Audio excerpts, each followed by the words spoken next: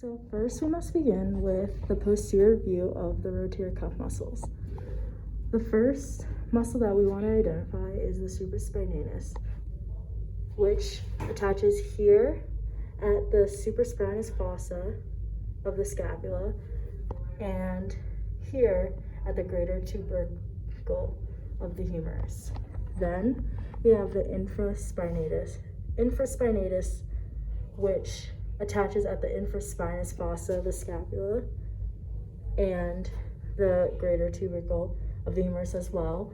And then there's the teres minor, which actually attaches at the lateral border of the scapula and also the greater tubercle. They're spaced out just to show the difference. Let's take a look at the anterior view of the rotator cuff to get an idea of where the subscapularis is, because it doesn't attach anteriorly versus posteriorly like the rest. It attaches at the subscapular fossa, which is right here. It's kind of in between, it's behind the scapula, but you can see it kind of behind these set of ribs, and it attaches to the lesser tubercle of the humerus. Determine what actions each of these muscles do. First, we'll look at the direction of the striations of the muscles, because that'll give you an idea of how they contract, and then also the origin and versus insertion. So we know the origin stays still, so what attachment is moving in the fossa. We see that attaches at the supraspinous fossa, A, which happens to be the origin because it does not move, but the greater tubercle of the humerus, B, is the insertion. So from this, we want to determine how does it move. Determine the origin and insertion, but we also see that the striations are about horizontal.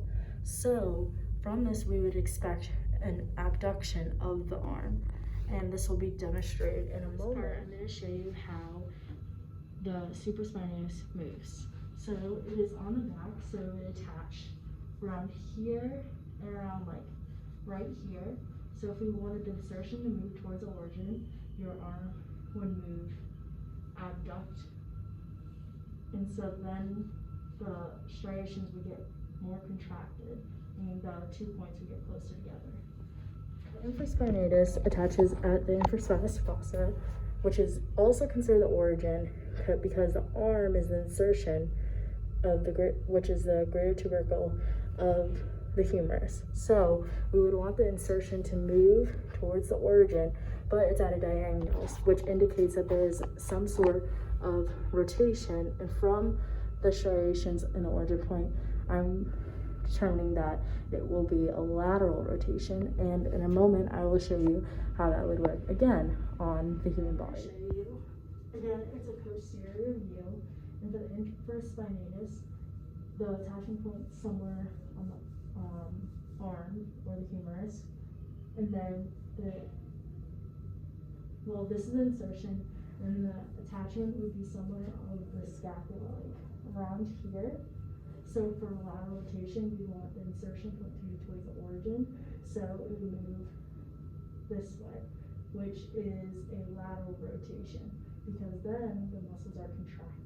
So for our third muscle, it's the teres minor, and we know that it attaches at the lateral border of the scapula, and it also attaches at the greater tubercle of the humerus as well, which we know from previous muscles that this is the insertion point because it is the point that moves, and then the origin is the point that it moves towards. So from this, and we also can see that it has diagonal striations similar to the infraspinatus.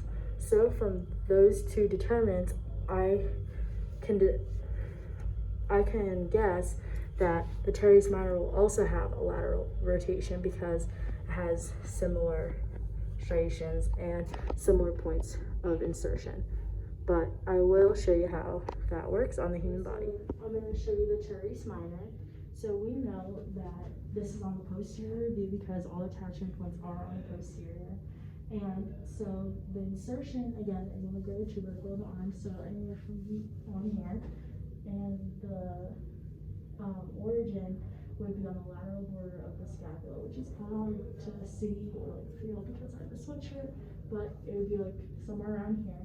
So we want the insertion to move towards the origin, and we know from the striations that we can determine that it's a lateral rotation because when we do move our arm laterally, that insertion point gets closer to the origin and then the muscles contract.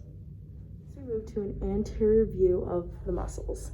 So the only one that we see most anteriorly is the subscapularis, where it attaches again the subscapular fossa, which is kind of behind the ribs, and then the lesser tubercle of the humerus in the anterior portion. From this, we know that the origin would be where the subscapular fossa is because it doesn't move, and the lesser tubercle would be the insertion. So we want to see an action that would move the insertion towards the origin. And from the striations and that knowledge, we can determine that it will move as a medial rotation. And this will be shown on a human body as well in a moment. Since the attachment point is anterior, and I can't really show you the subscapular fossa, but you get the right idea.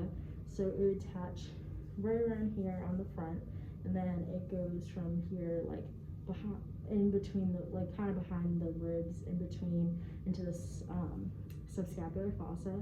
And so if we wanted to get here to here to move closer, we would move the arm medially, because then it brings this insertion point closer to the origin point.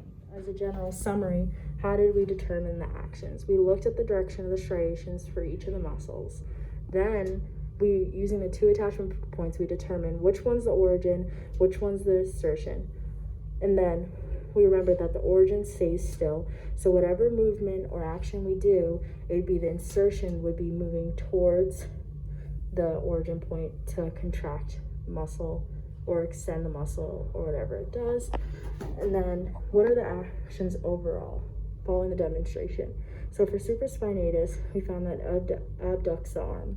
For infraspinatus, we found that there's a lateral rotation.